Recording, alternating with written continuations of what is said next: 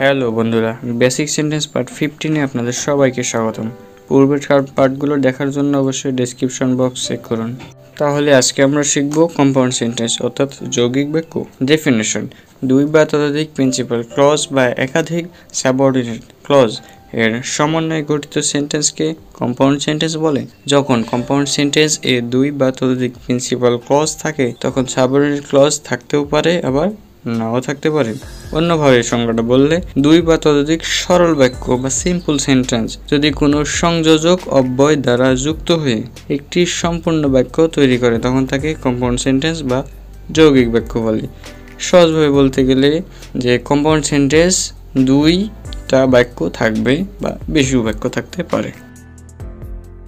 Compound সেন্টেন্সে দুই বা ততোধিক সিম্পল সেন্টেন্স যে কোঅর্ডিনেটিং কনজাংশন বা লিঙ্কিং ওয়ার্ড দ্বারা যুক্ত হয় তা হলো and, but, or, yet, so, and so, therefore, for, nor, also, however, moreover, those, else, still, as well as, accordingly, otherwise, not yet, but also, either or, neither nor, on the contrary ইত্যাদি।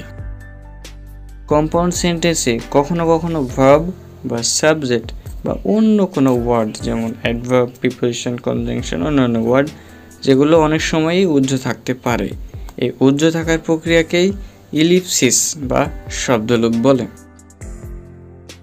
চলুন বিষয়টা উদাহরণ দিয়ে clear করা যাক। প্রথম বাক্যে the man is honest but very ডাল, অর্থ লোকটা খুবই সৎ কিন্তু নির্বোধ বা বোকা। এখানে বাট কিন্তু অর্থে ব্যবহৃত হয়েছে, আর বাট এটা হলো এখানে কনজাংশন হিসেবে ব্যবহার হয়েছে। এখানে একটু লক্ষ্য করলে দেখা যায় বাটের পরে ম্যান অর্থাৎ ওই ম্যানেরই সাবজেক্ট ফর্ম হি অবশ্যই উজ্জ্ব আছে, তারপরে একটা ইজ সেটাও ভার্ব মানে হি ইজ সাবজেক্ট এবং ভার্ব দুটাই উজ্জ্ব আছে।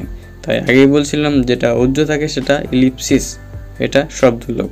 2 number example, Rabbi has written the letter and posted it।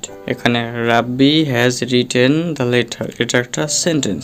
তারপরে পোস্টেড ইট, এখানে হি পোস্টেড ইট, এখানে হি সাবজেক্টটা উজ্জ্ব আছে, আর এই দুইটা সেন্টেন্সকে অ্যান্ড দ্বারা যুক্ত হয়েছে, অ্যান্ড কোঅর্ডিনেটিং কনজাংশন দ্বারা যুক্ত হয়েছে, তাই এটা কম্পাউন্ড সেন্টেন্স। তৃতীয় বাক্যে neither affliction nor poverty can disturb has peace of mind. এখানে neither dot dot dot nor subordinate conjunction বসছে, তাই এটা কম্পাউন্ড সেন্টেন্স। চতুর্থ বাক্যে he did his work and I mean, সে তার কাজ করছে আর আমি আমার। পঞ্চম বাক্যে let them do their duty and you yours, এখানেও অ্যান্ড দ্বারা যুক্ত হয়েছে এবং চতুর্থ সেন্টেন্সেও অ্যান্ড দ্বারা যুক্ত হয়েছে। দুইটা সেন্টেন্স, দুইটা সিম্পল সেন্টেন্স অ্যান্ড দ্বারা যুক্ত হয়। এই চতুর্থ এবং পঞ্চম উদাহরণটা কম্পাউন্ড সেন্টেন্স। ষষ্ঠ, he can face 1000 people but not me, সে 100 জন মানুষের মুখ দেখলো বাট আমাকে দেখলো না। এখানে বাটটাও কোঅর্ডিনেট কনজাংশন, আর এবং দুইটা সেন্টেন্সকে যুক্ত করাই এটা একটা কম্পাউন্ড সেন্টেন্স বা যৌগিক সেন্টেন্স, যৌগিক বাক্য। কম্পাউন্ড সেন্টেন্সে একের অধিক প্রিন্সিপাল ক্লজ থাকলে তাদেরকে কোঅর্ডিনেট ক্লজ বলে। ভিডিওটি ভালো লাগলে লাইক, কমেন্ট এবং শেয়ার করবেন। এই বেসিক সেন্টেন্স পার্টের সিরিজটা আজকে এখানে শেষ হচ্ছে। তো পূর্বের পার্টগুলো দেখার জন্য অবশ্যই ডেসক্রিপশন বক্স চেক করবেন। চ্যানেলে অবশ্যই সাবস্ক্রাইব করে আমাদের পাশেই থাকবেন।